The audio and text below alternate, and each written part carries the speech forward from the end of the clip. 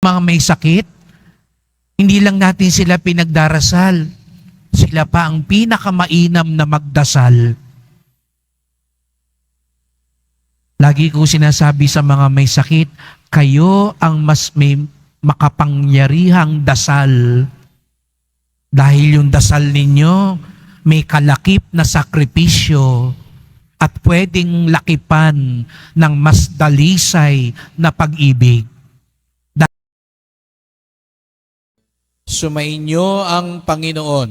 At sumaiyo rin. Ang mabuting balita ng Panginoon ayon kay San Mateo. Papuri sa iyo, Panginoon. Noong panahong iyon, sinabi ni Jesus, "Lumapit kayo sa akin, kayong lahat na napapagal at nabibigatan sa inyong pasanin, at kayo'y pagpapahingahin ko. Pasanin ninyo ang aking pamatok at mag-aral kayo sa akin. Ako'y maamo at mababang loob at makasusumpong kayo ng kapahingahan para sa inyong kaluluwa. Sapagkat maginhawang dalhin ang aking pamatok at magaan ang pasaning ibibigay ko sa inyo."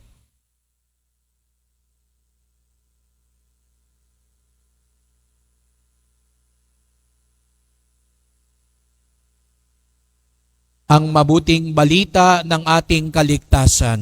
Pinupuri ka namin, Panginoong Heso Kristo. Magsiupo muna po tayong lahat. Magandang tanghali po sa inyong lahat at maligayang pagdating sa tahanan ng ating mahal na pong Jesus Nazareno. Binabati din natin ang mga nasa online, lalo na po mga may sakit at nag-aalaga sa may sakit, at mga kababayan, mga kadeboto natin mula sa iba't ibang panig ng bansa at daigdig na nais sumama sa ating misa dito sa Quiapo, sa Basilica Minor at Pambansang Dambana ni Jesus Nazareno. Kaya't bigyan natin ng papuri, parangal at pasasalamat ang ating Nuestro Padre Jesus Nazareno.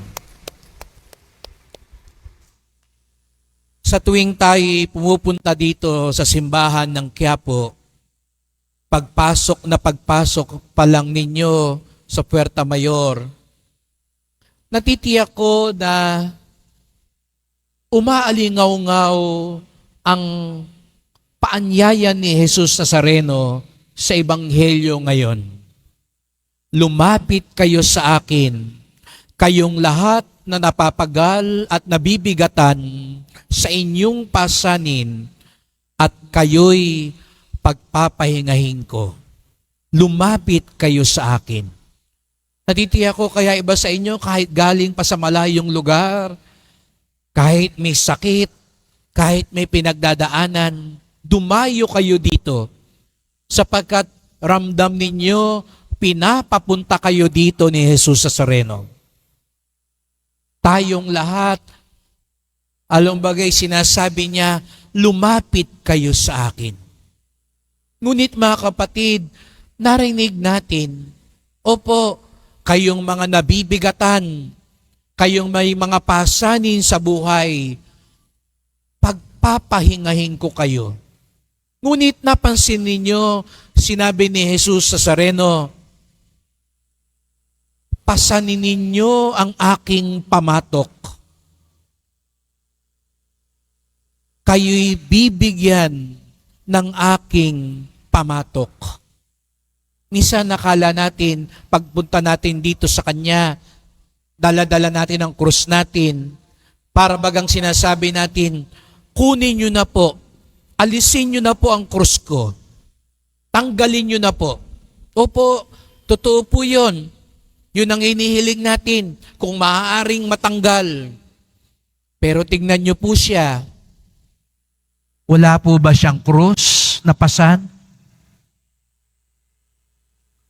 Wala ho ba siyang dinadala?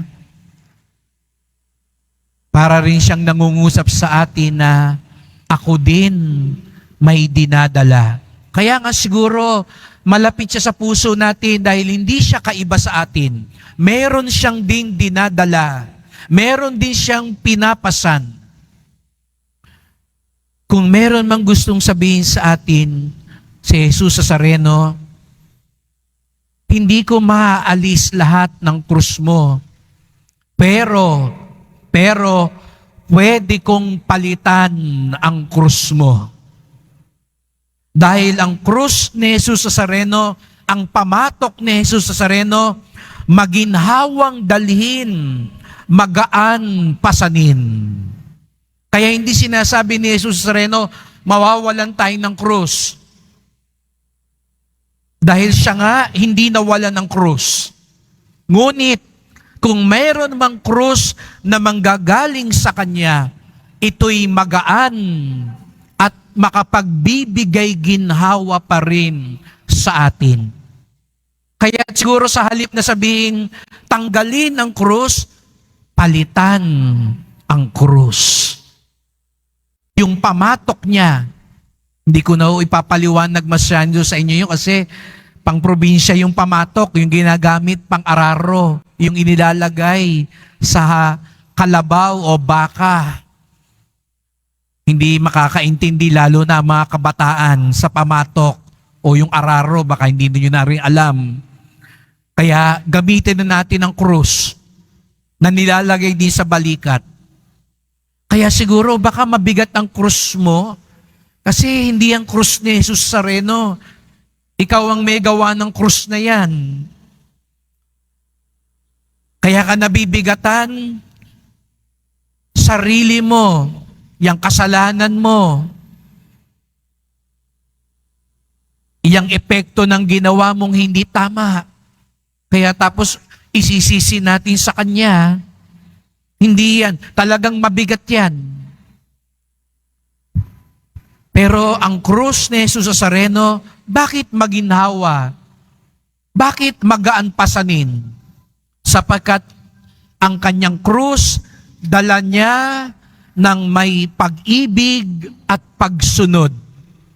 May pag-ibig at pagsunod. Yun daw ang krus ni Jesus Nazareno.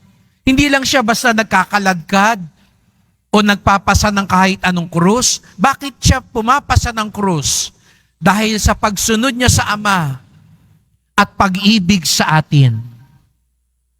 Kaya siguro nga, yung mukha niya ay mukhang nahihirapan, pero naniniwala po ako, sa puso ni Jesus Nazareno, galak na galak siyang dali ng krus niya. Bakit? Dahil ginagawa niya ito ng may pagsunod at pag-ibig.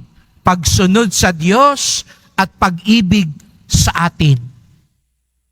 Ganon din daw ang ipagdasal natin.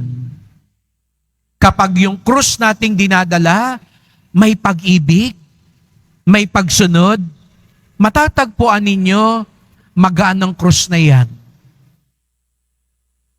Di lang minsan po ako sa aking pakikipagtagpo at paglingkod sa mga may sakit, lalo na po yung mga may kirot na sa kanser o anumang sakit. At nung unay talagang bigat na bigat sila, inaanyayahan ko sila. Kung talagang wala ng lunas, sabi ko, ialay ninyo yan sa anak ninyo at sa apo ninyo. Yung dinaranas yung sakripisyo, ialay nyo sa Diyos at sabihin nyo, matamis ko tong tatanggapin, alang-alang, sa ikaayos ng paglaki ng aking anak at mga apo. Alam niyo po sa susunod kong dalaw, kitang-kita ko yung pagkakaiba doon sa mga taong yun. Na sa halip na ang iniinda lang nila yung kirot ng sakit ng katawan, ngayon may saysay yung kanilang dinaranas man. Opo, siguro nga hindi naalis ang krus, pero napalitan ang krus. Dahil ngayon, ang inaalala din nila, ito'y para sa aking kaligtasan at ito'y para sa pag-ibig ko sa aking pamilya, sa mga taong nagdarasal. Kaya alam niyo po, yung mga may sakit, Hindi lang natin sila pinagdarasal, sila pa ang pinakamainam na magdasal. Lagi ko sinasabi sa mga may sakit, kayo ang mas may makapangyarihang dasal. Dahil yung dasal ninyo may kalakip na sakripisyo at pwedeng lakipan ng mas dalisay na pag-ibig. Dahil hindi na ito para sa inyo lang, kung hindi para din sa iba. Hindi ba ganun si Jesus Nazareno? Yung sakit na dinanas niya, hindi naman talaga para sa kanya, para sa atin. Kaya nga, magaan niya itong pinapasan. Kaya't sa misang ito, mga kapatid, yun ang ating hilingin. Lahat tayo dito, may pasang krus ngayon. Lahat tayo dito, halos ginugupi na, dinadapa na, binabagsak na ng ating mga krus. At natitiyak ko, marami dito ngayon, pagod na. Pagod na sa buhay. Pagod na sa kakasubok. Pagod na sa mga ugnayang pilit mo sanang sinasagip. Pero pakiramdam mo parang, kaya pa bang sagipin to, kaming mag-asawa?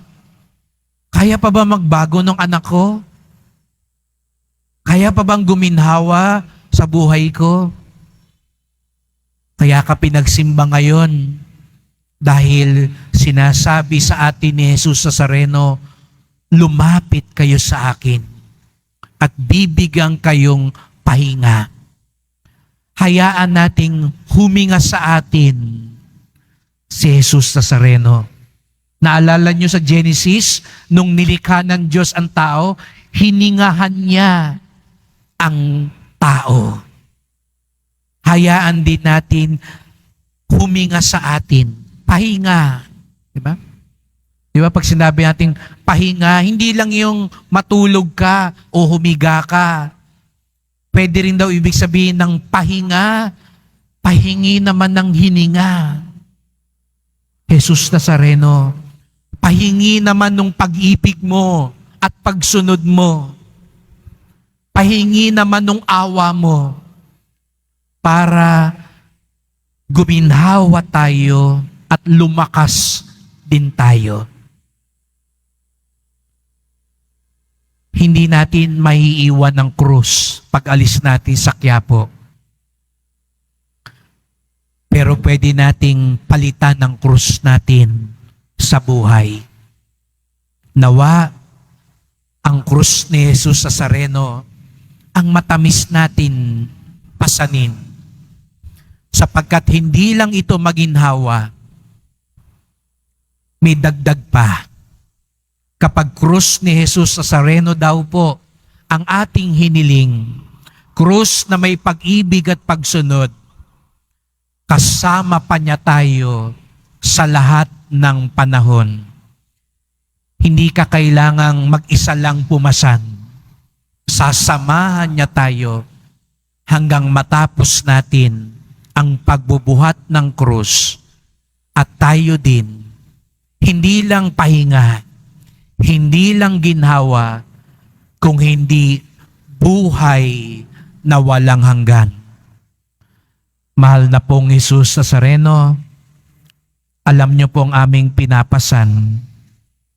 Alam niyo po ang kapaguran namin sa buhay. Kayo na po ang bahala sa amin. Ialok niyo po sa amin ang inyong krus ng kaligtasan.